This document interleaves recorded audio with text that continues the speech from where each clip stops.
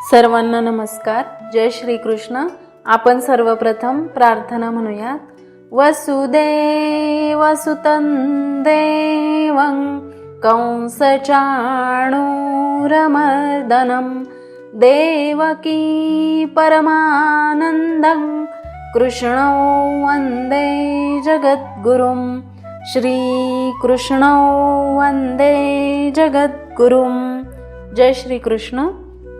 आपण पाहत आहोत अध्याय 3 म्हणजेच कर्मयोग आणि आज आपण पाहणार आहोत श्लोक क्रमांक 3. श्लोक पाहूयात.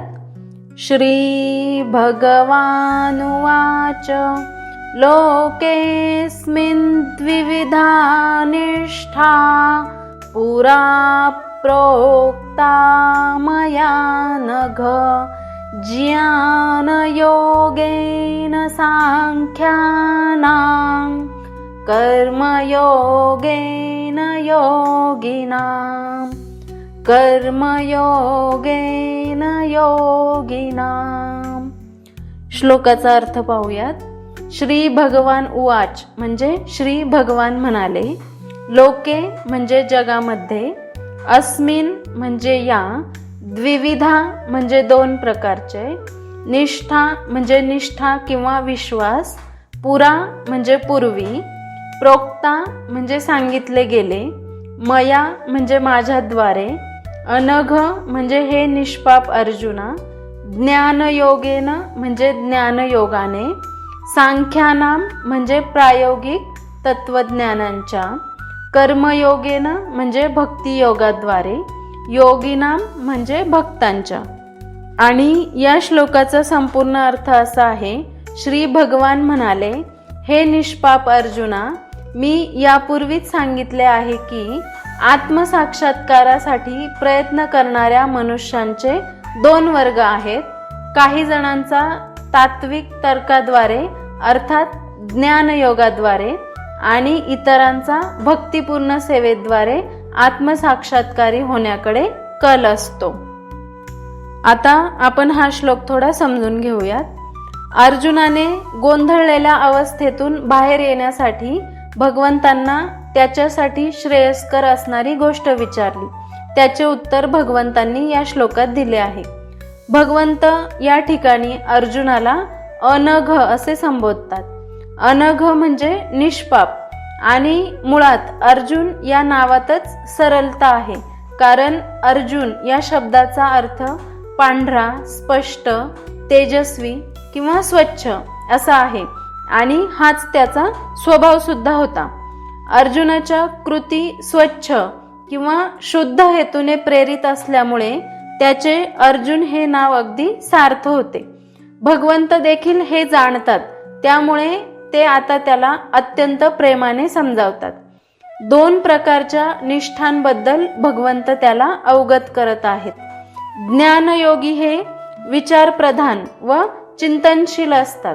त्यांची निष्ठा ज्ञानामध्ये अधिक असते. तर कर्मयोगी सतत काही ना काही कर्म करत राहतात. त्यांची निष्ठा कर्मामध्ये अधिक असते.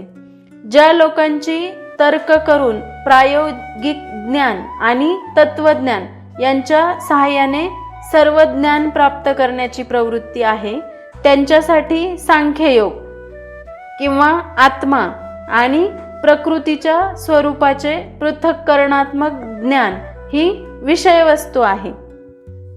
2ऱ्या अध्यायातील श्लोक क्रमांक 39 आणि 61 मध्येही हेच सांगितले आहे की बुद्धियोगाच्या तत्वानुसार कर्म केल्याने मनुष्याची कर्मबंधनातून सुटका होऊ शकते. तसेच या पद्धतीमध्ये काहीही दोष नाही.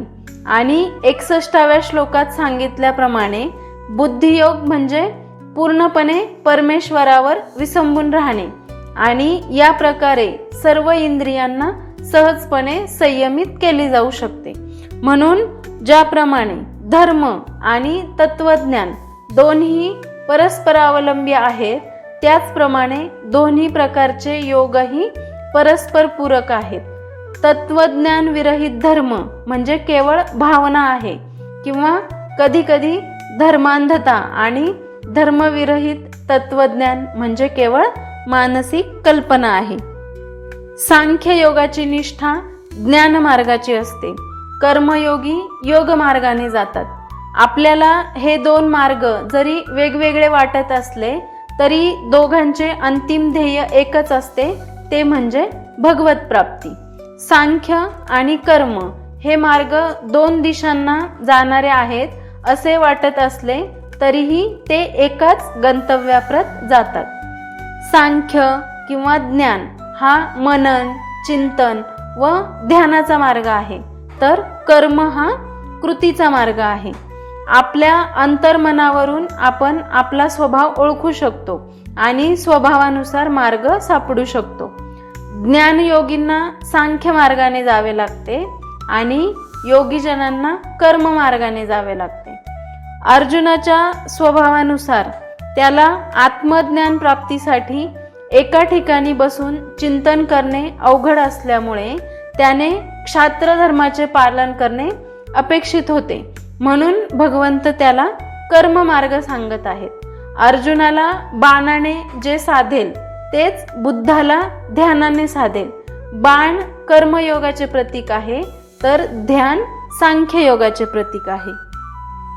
याच संबंधी ब्रह्मचैतन्य गोंदवलेकर महाराजांच्या आयुष्यातील एक प्रसंग आहे. महाराजांच्या आश्रमात अनेक लोक येत असत. 3-4 तास जप नामस्मरण करून प्रसाद ग्रहण करत असत. आश्रमाच्या बाहेर एकदा रस्त्याचे काम चालू होते. तेथील मजूर हे सर्व बघत असत आणि ते एकमेकांशी बोलत की या लोकांचे आयुष्य छान आहे, 3-4 तास बसून राहायचे आणि प्रसाद खायचा, आपण किती कष्ट करतो. त्यांचे हे बोलणे एकदा महाराजांनी ऐकले आणि त्यांना विचारले, तुम्हाला एका दिवसाची किती मजुरी मिळते? त्यावर मजुरांनी उत्तर दिले की एका दिवसाचे 4 आणे मिळतात. महाराजांनी त्यांना सांगितले की तुम्ही उद्यापासून आश्रमात या, मी तुम्हाला 1 दिवसाचे 8 आणे देईल व आश्रमात येऊन काय करायचे ते उद्या सांगेन. दुसऱ्या दिवशी ते मजूर आश्रमात आले. महाराजांनी त्यांना जपमाळ दिली आणि श्रीराम जय राम जय जय राम हा जप करण्यास सांगितले. सर्व मजूर जपमाळ घेऊन बसले, पण 2-3 माळी होताच त्या मजुरांना तिथे बसणे असह्य वाटू लागले. त्यांनी महाराजांना सांगितले की आम्हाला तुमचे 8 आणे नकोत, त्यापेक्षा आम्ही आमचे मेहनतीचे काम करू आणि 4 आणे मिळवू, त्यातच आम्हाला आनंद आहे. रोज मेहनत करणाऱ्या मजुरांना नुसते बसून राहणे शक्य झाले नाही. यातून सांगण्याचा उद्देश हाच की ज्या माणसाला ज्यामध्ये रुची आहे किंवा ज्याचा जसा स्वभाव आहे त्याप्रमाणे त्यांनी आपला मार्ग अनुसरावा. म्हणूनच काही लोकांनी ज्ञानमार्ग तर काहींनी कर्ममार्ग अनुसरणे योग्य आहे. कारण कर्मयोग ही ज्ञानयोगाकडे जाणाऱ्या शिडीची एक पायरी आहे. दोन्ही मार्गाने परमेश्वर प्राप्तीचे ध्येय साध्य होऊ शकते. हा प्रत्येकाच्या मानसिक आणि शारीरिक क्षमतेचा भाग आहे. थोडक्यात या श्लोकाचा सारांश पाहूयात. भगवान श्रीकृष्ण 2 योग मार्ग सांगतात. पहिला आहे ज्ञानयोग, जे कर्मसन्यासी व चिंतनशील आहेत त्यांच्यासाठी, आणि दुसरा आहे कर्मयोग, जे समाजात राहून कर्म करतात त्यांच्यासाठी. दोन्ही मार्ग एकाच सत्याकडे नेतात, आत्मज्ञान व मुक्ती. प्रत्येकाने आपल्या स्वभावानुसार योग्य मार्ग स्वीकारावा. कर्मयोग सर्वसामान्य लोकांसाठी अधिक सोपा आणि उपयुक्त आहे, कारण तो जीवनात संतुलन राखतो. तसेच या श्लोकाचे आधुनिक जीवनातील महत्त्व पाहिले तर हा श्लोक अत्यंत जीवनदर्शक आहे. आपल्या समाजात 2 प्रवृत्ती दिसतात. एकीकडे काही लोक ध्यान, योग, अध्यात्म याकडे वळतात आणि दुसरीकडे अनेक जण कार्यशील जीवन जगतात. भगवद्गीता सांगते की दोन्हीही योग्य आहेत.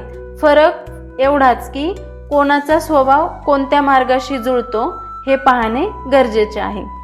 सर्वांसाठी कर्मयोग अधिक योग्य आहे, कारण आपण सर्वजण समाज, कुटुंब, जबाबदाऱ्या आणि नातेसंबंधांमध्ये जगतो.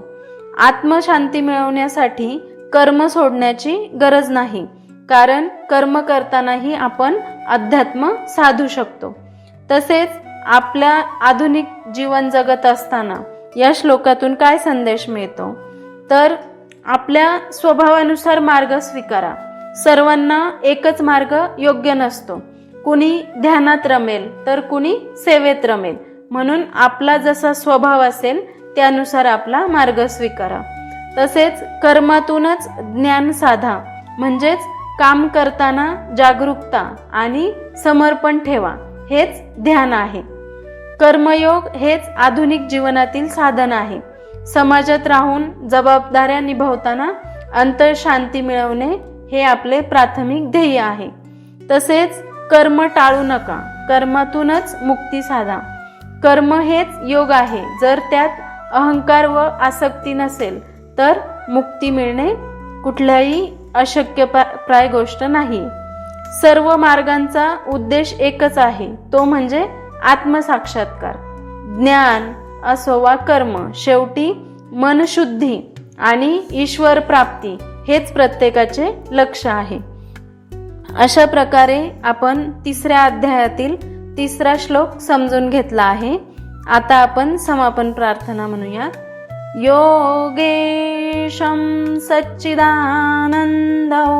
वासुदेवौ व्रजप्रियं धर्मसंस्थापकौ वीरं कृष्णौ वन्दे जगद्गुरुं.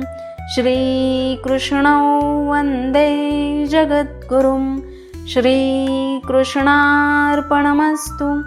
जय श्री कृष्ण. धन्यवाद.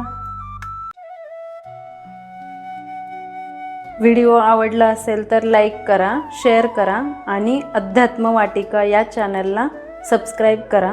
तसेच नवनवीन व्हिडिओजचे अपडेट्स मिळवण्यासाठी बेल आयकॉनला क्लिक करा.